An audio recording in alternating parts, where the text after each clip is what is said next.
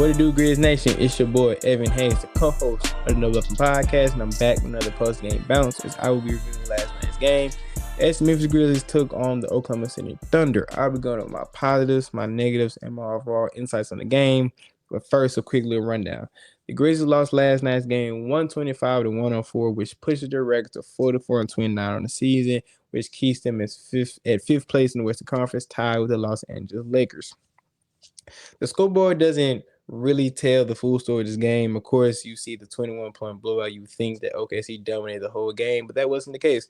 The Grizzlies were in this game for about 3.5 quarters, but in the fourth quarter, OKC went on a 17-0 run, which is their 8th 17-0 run they've done this whole season, and outscored the Grizzlies totally 35-14 in the fourth quarter to blow the game open, and the Grizzlies just couldn't seem to respond. Key contributors for both teams. Jaren Jackson Jr. was the team high scorer for the Grizzlies with 27 points. Scotty Pippen Jr. had a very good game in the starting lineup with 17 points, 10 rebounds, 7 assists, and 5 steals. Of course, with Ja Morant being out, Scotty Pippen Jr. has had to take the reins of the starting point guard position. He's done a very, very good job. Jalen Wells had a good bounce-back game with 13 points, and Satya Adama ran out the key contributors for the Grizzlies with 10 points, 5 rebounds, and 5 assists. For OKC, SGA had 37 points and 6 assists, just continuing to lead the MVP race with his prolific scoring from all 3 levels. Isaiah Hartenstein had 18 points, 11 rebounds. Jalen Williams had 20 points, and Carson Wallace had 10 points, but hit 2 very big threes in that fourth quarter that got that run going for OKC and eventually put the game away. OKC won the points in the paint 48-26, partially because they also won the rebounding battle 45-36 with guys like Marvin Bagley at the lineup in some questionable rotation decisions with Zach Edey not starting and him getting the same amount of minutes as Jay Huff.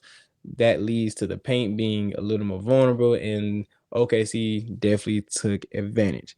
But my first point for today's game was turnovers. It's been a tale as old as time is this whole season that 3-point defense and turnovers have been the Grizzlies' kryptonite this whole season. They defend the 3-point line pretty well, but the turnovers was not good at all.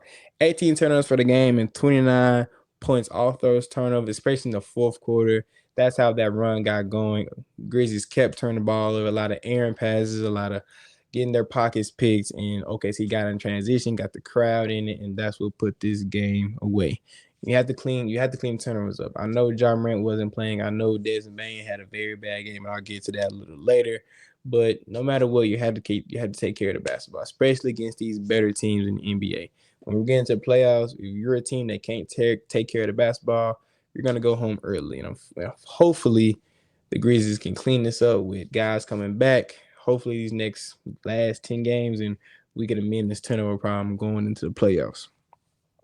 My second point, overall, we play with great energy and very competitiveness. We have not played OKC good all year, and this was the best we've played against OKC. We were down by 5 at halftime. Early in the third quarter, we got down by 12. In the third quarter, we're down by 12 to 15 points. But then we cut back the lead to tie the game up late in the third quarter. We were competitive the whole way. So I am not a man of moral victories, but I cannot be mad at how this team played without Ja Morant in the lineup, without Brandon Clark in the lineup, without Marvin Bagley in the lineup, without Gigi Jackson in the lineup. Injuries has been a problem for the team all year, and that's been an excuse for some of these games. But tonight was not an excuse. The guys came out and played hard with energy like they cared. We've been talking about all year how the energy on this team has been up and down throughout the season.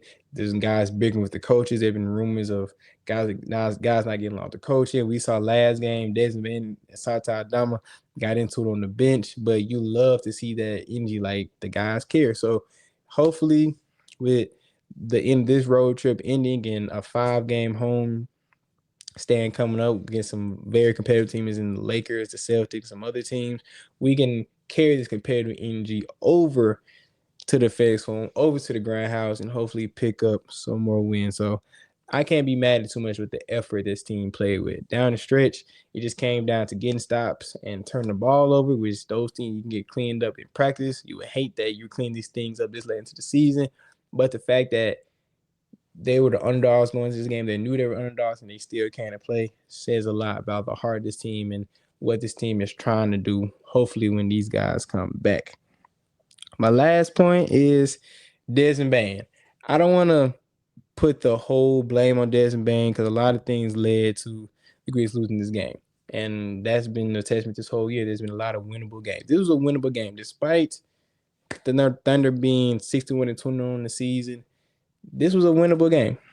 And Desmond Bane didn't do us any favor. I'm sorry, the Thunder 61-12, not 61-21.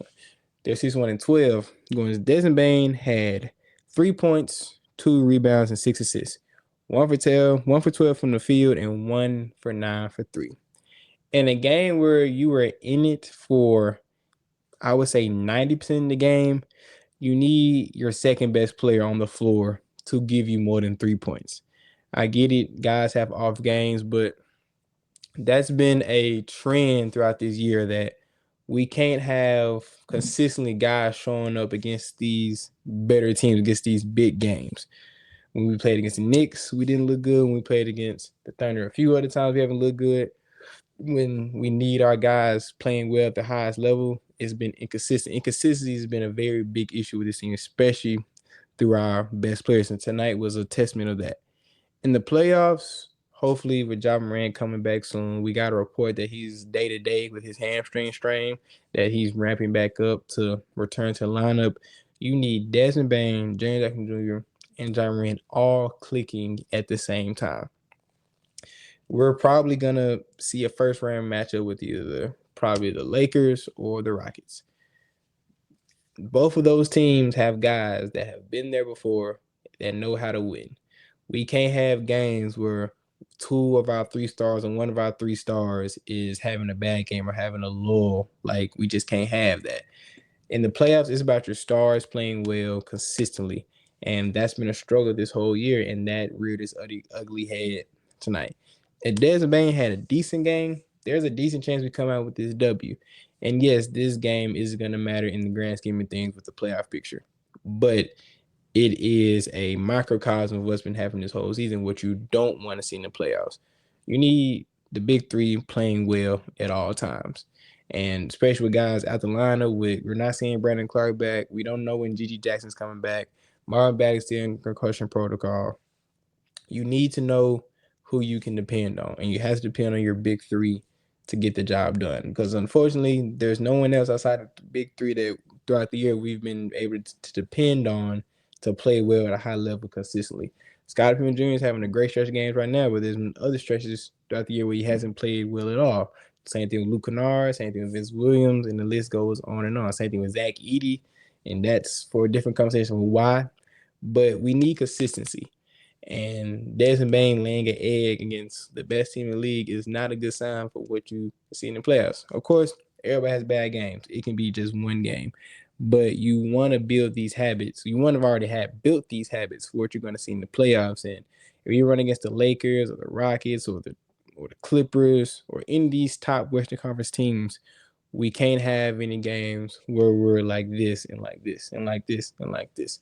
Our big 3 has to play well at all times, and hopefully we don't see another Desmond Bane, this type of game from Desmond Bane, because he's better than that. He's shown he's better than that this year. He's been one of the most steadfast and leaders of this team through here with guys being in that lineup, but we needed him tonight, and he just didn't deliver, but we know he will respond. But that's all I had for last night's game. We have the Lakers coming up on the 29th, which is Saturday. So hopefully Ja Morant is back so we can get some guys in the lineup and hopefully play the Lakers good at home, which could potentially be a first-round matchup. But that's all I have. Please follow me at E11Hayes, and please follow the rest of everyone else on the Bluff City Media Network at BCM Grizzlies. That's all I have. I will be with y'all soon for another post-game bounce. But as always, go Grizz.